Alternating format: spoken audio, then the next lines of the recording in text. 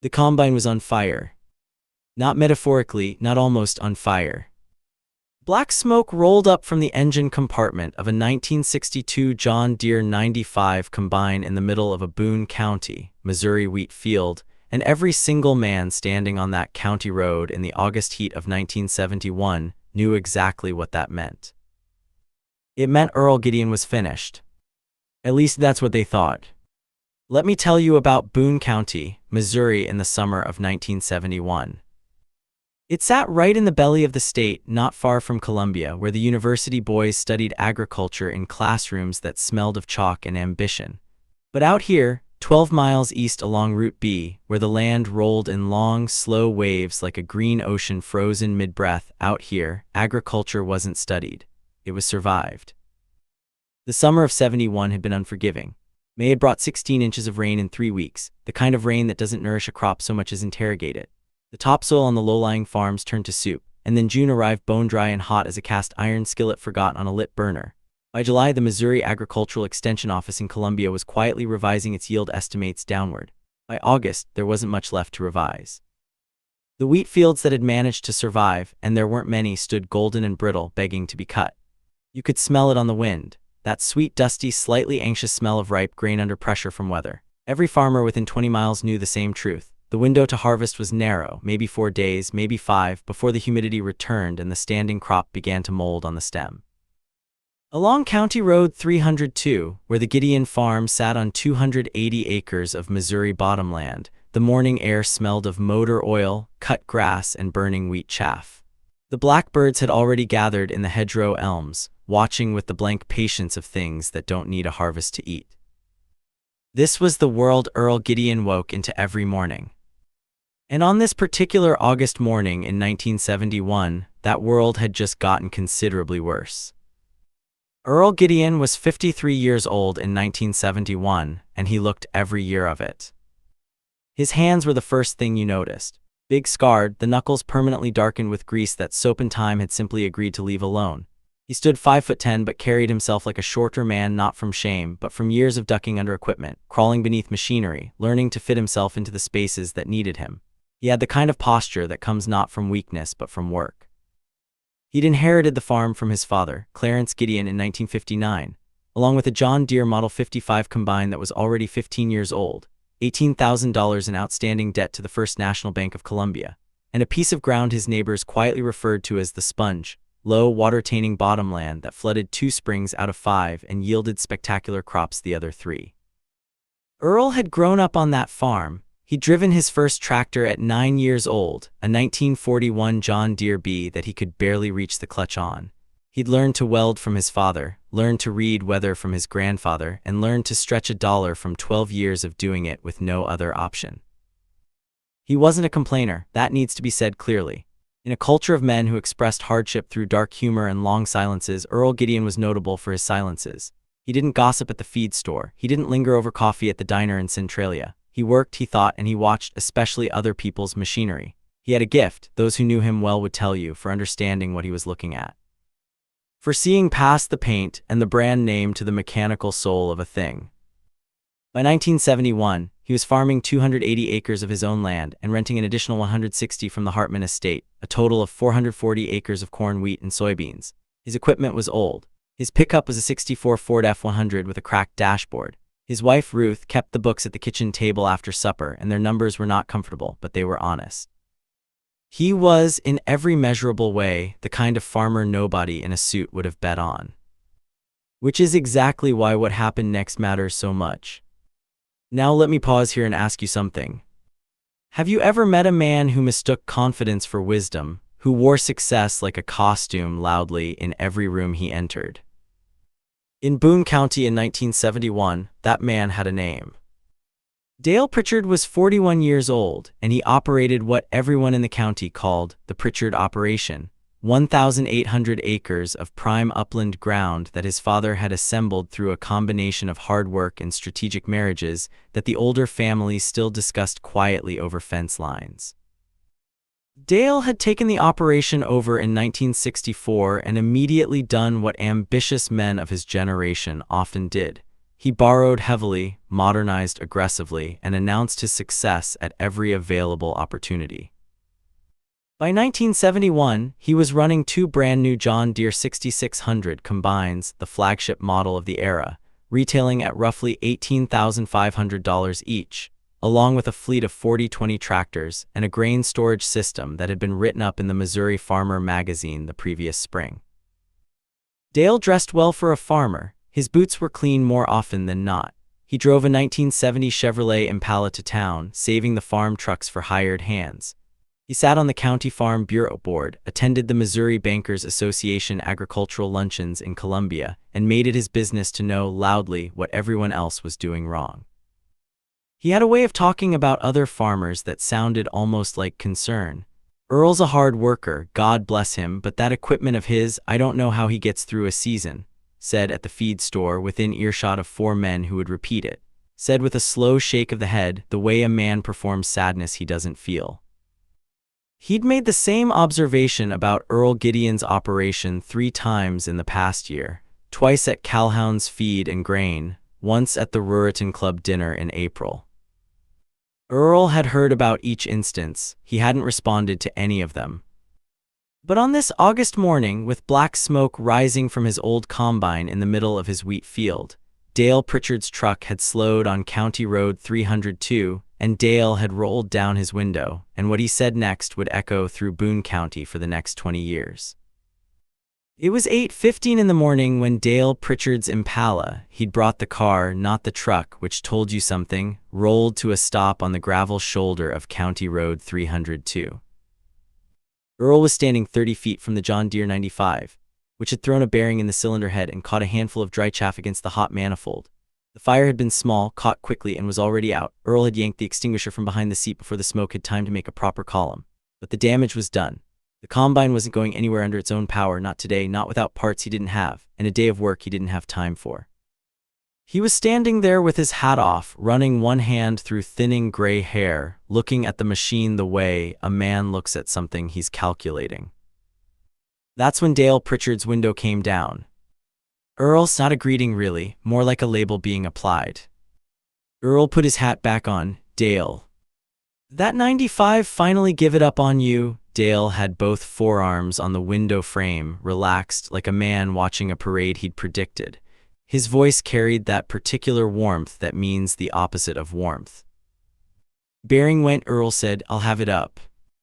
Dale made a sound, not quite a laugh, not quite a sigh. Something in between, designed to be heard by the two men standing near Earl. His hired hand, a young man named Calvin Bross, and his neighbor from the West Quarter, Tom Eilertz, who'd walked over when he saw the smoke.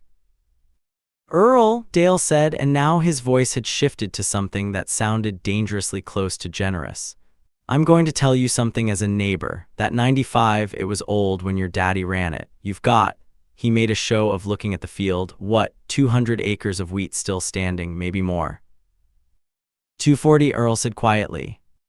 240 acres of wheat that needs to come off in the next 4 days before that humidity returns and you lose a third of it. Dale paused. He was enjoying this, not hiding that he was enjoying this. "My 6600s are committed. I've got my own ground to cut plus the Henderson contract. But I'll tell you what I can do. I can put you in touch with Harvey Doyle's custom cutting crew out of Callaway County. They're running McCormick's, but they'll get it off." He named a price. It was $4.20 per acre. At 240 acres, that was just over $1,000. For Earl Gideon in 1971, that was not a casual number. Tom Eilertz looked at the ground. Calvin Bross found something to examine on his boot. Earl said nothing for a moment. Then, "I appreciate the thought, Dale." "Just being neighborly." Dale straightened up, started his window. "That old machine, Earl, there's a reason they stopped making the 95 in 69. You'd be money ahead in the long run to let it go and put yourself into something current.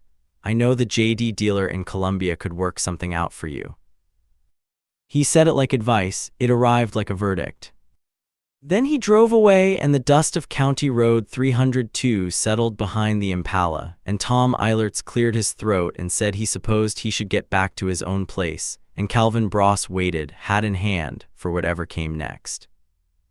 Earl looked at the combine for a long time. Then he said quietly to no one in particular, "Go get the flatbed. we're going to the shed. Now let me pause here and ask you something. Have you ever watched a person absorb a humiliation in complete silence and recognize, somehow, that the silence itself was a kind of answer? Because Calvin Bross, who was 19 years old that summer and who would go on to farm his own 600 acres in Audrain County for 40 years, would later say that the look on Earl Gideon's face in that moment was not defeat. It was not even anger. It was calculation.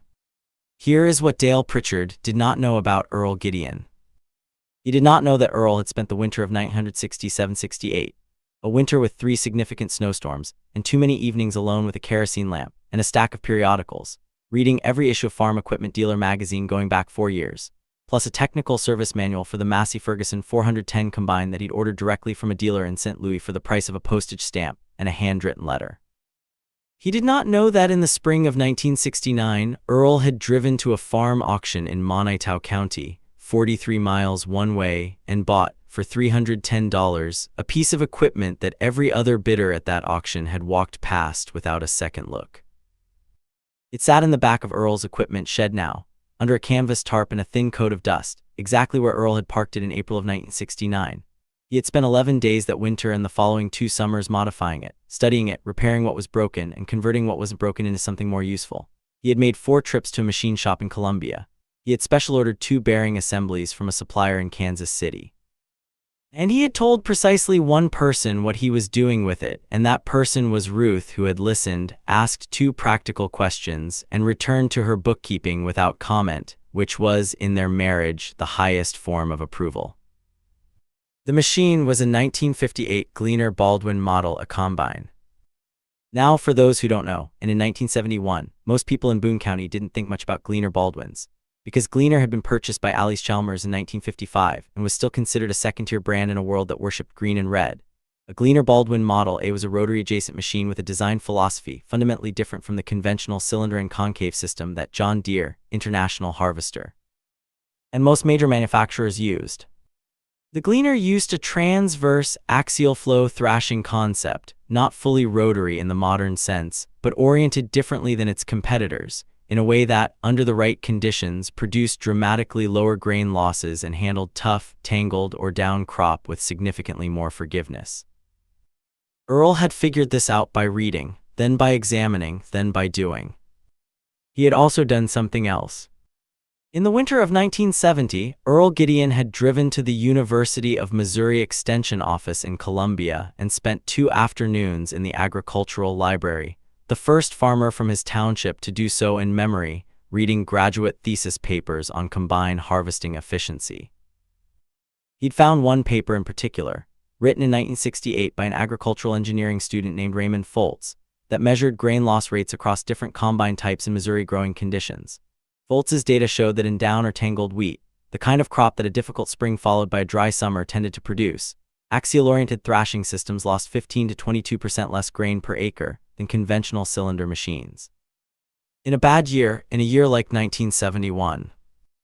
Earl had brought that paper home. He'd read it 3 times. He'd folded it carefully and put it in the top drawer of the kitchen bureau under the family's important documents next to Ruth's mother's letters and the farm deed.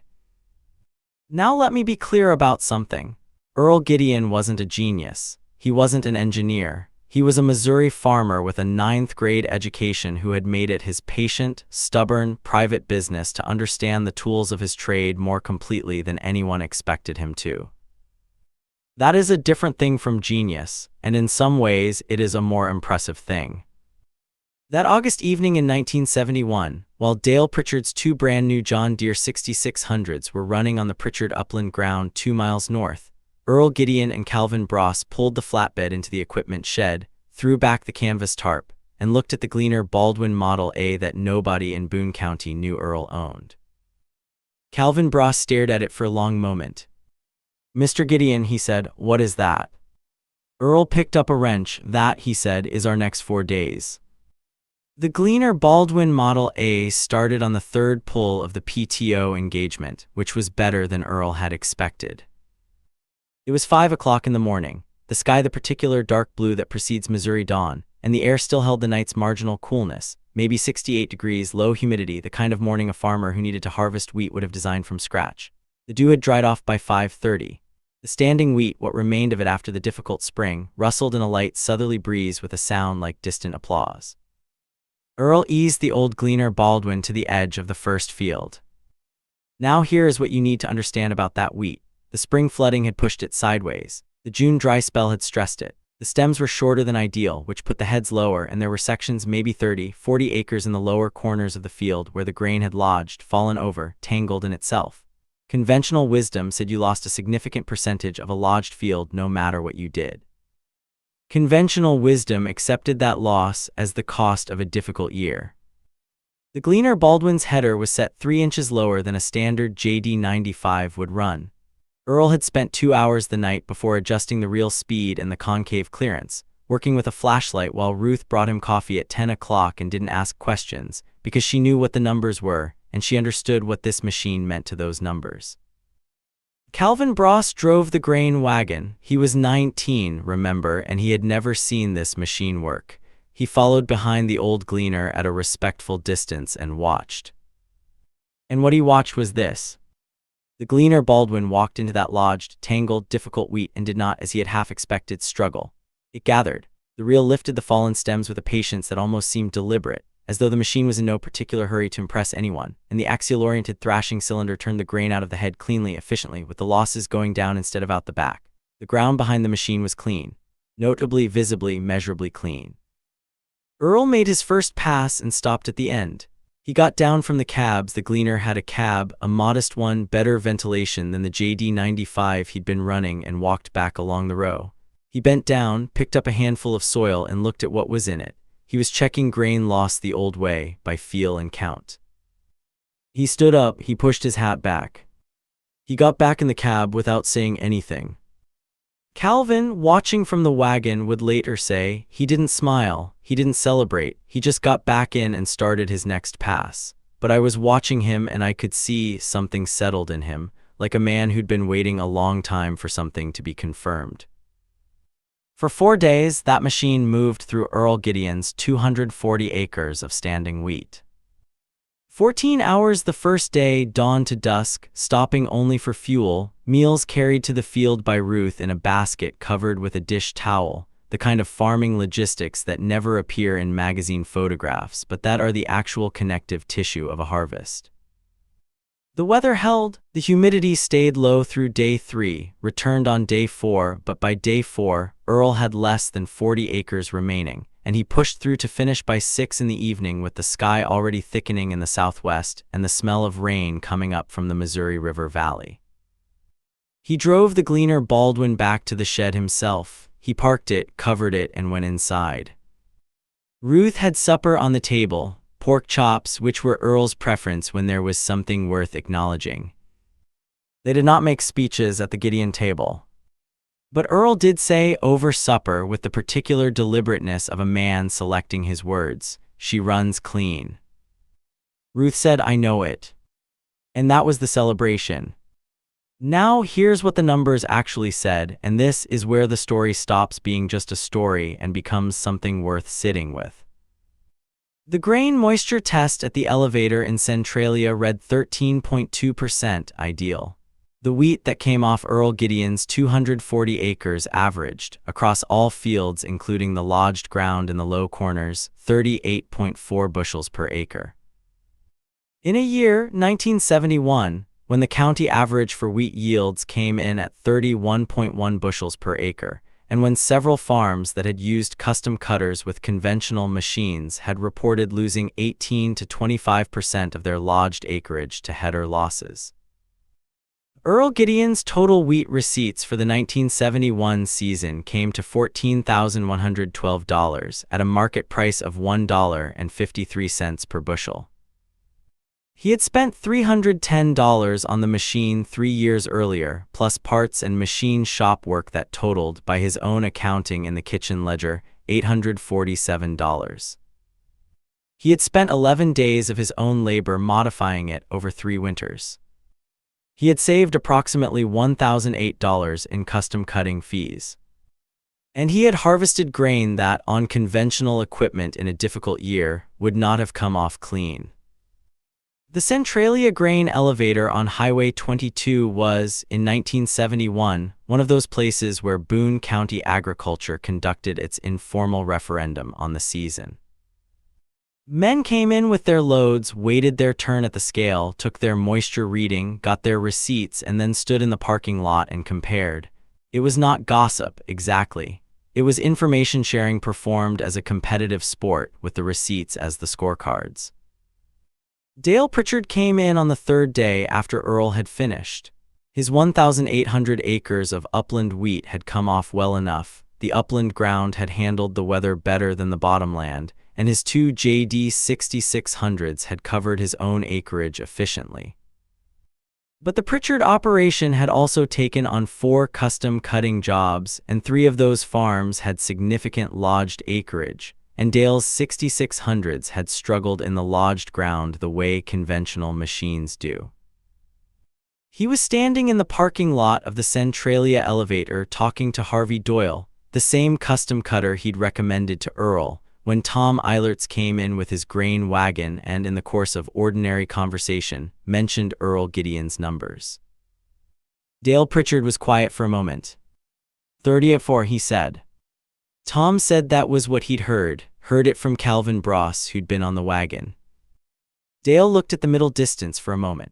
He was the kind of man who was rarely at a loss for words, and in that particular silence you could almost see him calculating, running through what he knew about Earl's acreage, about the kind of year it had been, about the logical impossibility, as he understood it, of a man running a machine that old pulling those numbers off that ground in that year.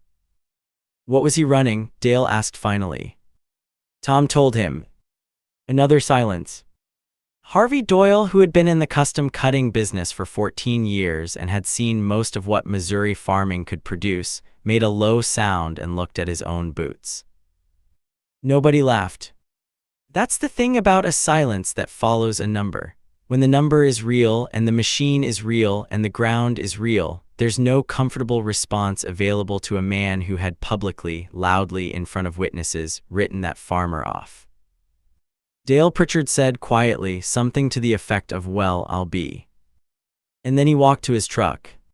Let me tell you what that silence cost. Not for Earl, he wasn't there. He didn't learn about this exchange until weeks later from Calvin, and his response was apparently so unremarkable that Calvin couldn't fully remember what it was. The silence cost Dale Pritchard something harder to quantify than money. It cost him the reliable, comfortable assumption he'd operated under for years, that old equipment in worn hands was simply a lesser thing, a losing proposition, evidence of a man falling behind. That assumption was the foundation of a certain kind of confidence, and the Gleaner Baldwin Model A, running clean through lodged Missouri wheat in August of 1971, had quietly, without announcement, dismantled it. Earl Gideon ran the Gleaner Baldwin Model A through 6 more harvests. He was not evangelical about it. He didn't put a sign in his yard or write a letter to the county extension office. He didn't bring it up at the Ruritan Club. When men asked him what he'd been running, he told them honestly make, model, year, and answered any technical questions they had with patience and accuracy. But he didn't recruit, he didn't perform, he simply used what worked. In the fall of 1972, the First National Bank of Columbia extended the Gideon Farms operating line by $12,000, the first time in 8 years that Earl had not had to make a second visit to renegotiate terms. The loan officer, a man named Gerald Futch who had reviewed the Gideon account for 6 years, with the polite worry of someone watching a man walk a narrow ledge, called Earl in his office and said the 1971 numbers had been encouraging. Earl thanked him and drove home. Ruth bought a new refrigerator in the spring of 1973. It was the first major appliance they had purchased since 1961. In 1974, a year that sent many Boone County farmers to emergency meetings with their banks when commodity prices shifted and input costs spiked, the Gideon farm made its first profit above subsistence level in 11 years. Not a large profit, but a real one. Calvin Bross, who had worked for Earl from 1971 to 1974, went on to rent his own ground in Audrain County in 1975. Before he left, Earl gave him the technical service manual for the Gleaner Baldwin and told him to read Raymond Foltz's thesis paper, which he'd copied on the mimeograph machine at the county extension office. Calvin kept both documents for the rest of his farming life. He told this story, or his version of it, to his own son in 1997. The Gleaner Baldwin Model A itself ran until 1977, when a cylinder bearing failed in a way that was not economically repairable.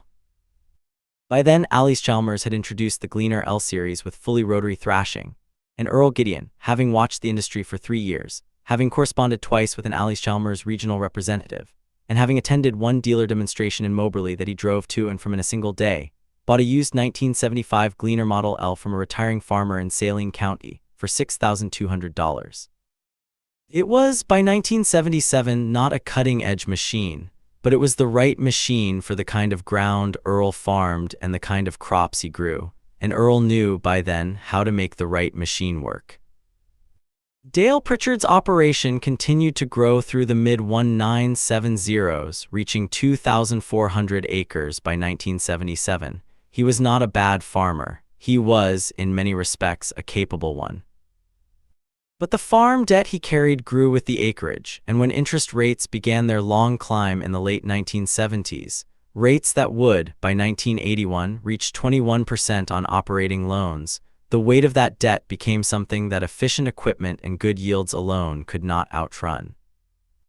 By 1984, the Pritchard operation was in restructuring with the Farm Credit Administration. By 1986, Dale Pritchard had sold 800 acres of the family ground. Earl Gideon retired in 1989 at 71 years old, having farmed his own 280 acres debt-free since 1981. His son, Dennis, took over the operation, and Earl's first advice to him was the same thing his own father had said in a different form: know your equipment better than the man who sold it to you. Ruth Gideon lived until 2001. The kitchen bureau with the top drawer, the family documents drawer, where the farm deed and the letters and Raymond Foltz's thesis paper lived, was donated to Dennis when they sold the farmhouse, and it stands in his kitchen in Centralia today. The Gleaner Baldwin Model A was sold for scrap in 1978. Earl got $14 for it. He had gotten, by any honest accounting, considerably more than that. Let me pause here near the end and ask you something. When you picture a man who breaks the mold, who does things his own way and ends up proven right, what do you picture? I suspect most of us picture someone loud, someone who announces his intentions, who argues back, who makes his case in public, who fights in the visible way that makes for satisfying stories. Earl Gideon was not that man. What Earl Gideon did, what made him different, was quieter and, I would argue, more difficult. He read. He traveled to a library and sat for 2 afternoons learning things no one had asked him to learn. He went to an auction and bought an ugly, overlooked machine for $310 and then spent 3 winters making it into something useful. He absorbed public doubt in silence, not because he was passive, but because he had already decided that the work was the answer and that arguments in parking lots were not. There is a kind of patience, not passive, not resigned, but active patience. The patience of a man doing work that cannot yet be seen. That is one of the most countercultural things a person can practice. In a world that rewards loudness, that measures confidence by volume, that mistakes a new paint job for a better machine, Earl Gideon's way of being was a rebuke, quiet and complete. He also did something that deserves its own moment. He trusted old things. Not because they were old. He wasn't sentimental about machinery the way some men are. He trusted the Gleaner Baldwin because he had studied it, understood it, and concluded from evidence that it was the right tool for his specific conditions. That is a different thing entirely from nostalgia. It is, in fact, the opposite of nostalgia. It is rigor, applied without regard to what the crowd considers fashionable. The John Deere 6600 that Dale Pritchard ran was, by most conventional measures, the superior machine. Newer, more powerful, better supported by its dealer network, more admired in magazines. But superior is not a universal condition. It is a context-dependent judgment. In Earl Gideon's specific fields, with Earl Gideon's specific crops in Earl Gideon's specific year, the overlooked Gleaner Baldwin, understood and operated by a man who had done his homework, outperformed the flagship. That lesson travels far beyond farming. The last thing I want to leave you with is this. Earl Gideon never told Dale Pritchard about the thesis paper. He never mentioned the library visits. He never explained, to anyone who hadn't directly asked, the chain of reading and thinking and patient modification that had led to what happened in those fields in August of 1971. He didn't need to. The wheat on the ground behind the gleaner, Baldwin said everything that needed saying. And in the end, in the long, quiet, compound interest end, that was the only argument worth making. There is no dignity quite so impressive and no independence quite so important as living within your means. Calvin Coolidge, 1926. A sentiment that Earl Gideon, who never quoted presidents, lived out with his hands on a steering wheel and his eyes on a Missouri wheat field. Historical context and agricultural data referenced in this story, including Gleaner Baldwin combined specifications, University of Missouri Extension records, Missouri wheat yield averages for 1971, and John Deere 6600 pricing from the era, are drawn from real historical sources. Earl Gideon, Dale Pritchard, Calvin Bross, Ruth Gideon, and all named individuals are fictional characters created for dramatic storytelling purposes. Dialogue is dramatized. Any resemblance to actual persons is coincidental.